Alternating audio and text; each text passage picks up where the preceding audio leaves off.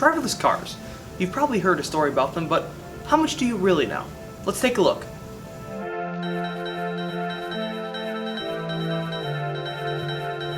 So what are driverless cars? Driverless cars, also known as autonomous cars, are a vehicle that can guide itself without any human conduction. Now, recently, autonomous vehicles have been a huge topic in the tech world. These systems are very new and they're all still in their beta modes. We've seen a ton of brands like Google, Tesla, Nissan, Ford, Mercedes-Benz, and even Uber trying to make their own versions and be the first one on the market with a solid working product. Now, one of the biggest problems with traffic is time wasted. And to show that, I'm going to let Chris Ehrman take it. And the reason why is this. Traffic is getting worse. In America, between 1990 and 2010, the vehicle miles traveled increased by 38%. We grew by 6% of roads. So it's not in your brains. Traffic really is substantially worse than it was not very long ago. And all of this has a very human cost. So if you take the average commute time in America, which is about 50 minutes, you multiply that by the 120 million workers we have, that turns out to be about 6 billion minutes wasted in commuting every day. Now that's a big number, so let's put it in perspective. You take that 6 billion minutes and you divide it by the average life expectancy of a person. That turns out to be 162 lifetimes spent every day, wasted just getting from A to B. It's unbelievable. Now, we know how much time is wasted, but how is that time wasted? I'm going to let this clip explain how.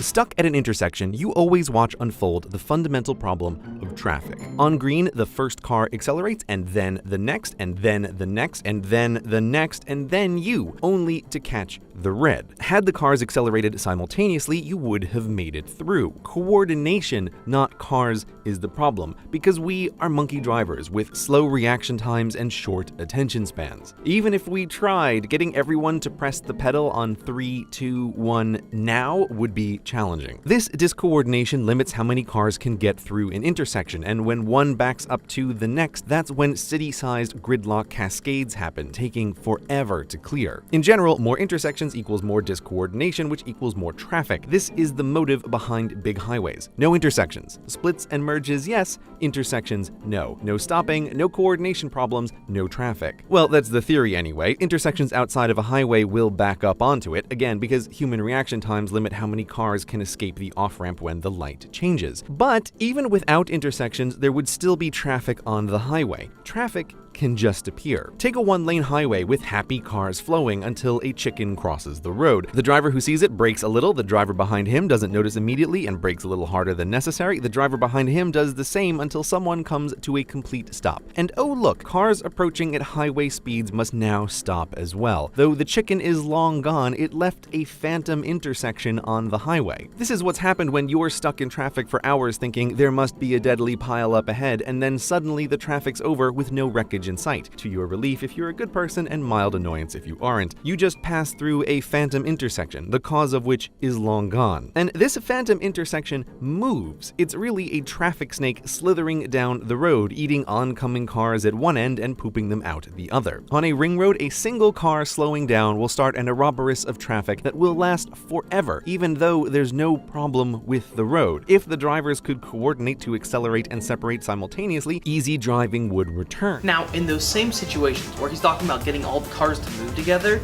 that's what autonomous vehicles can do. And not only will traffic be a lot faster, it'll be a lot safer. But how will it be more safe?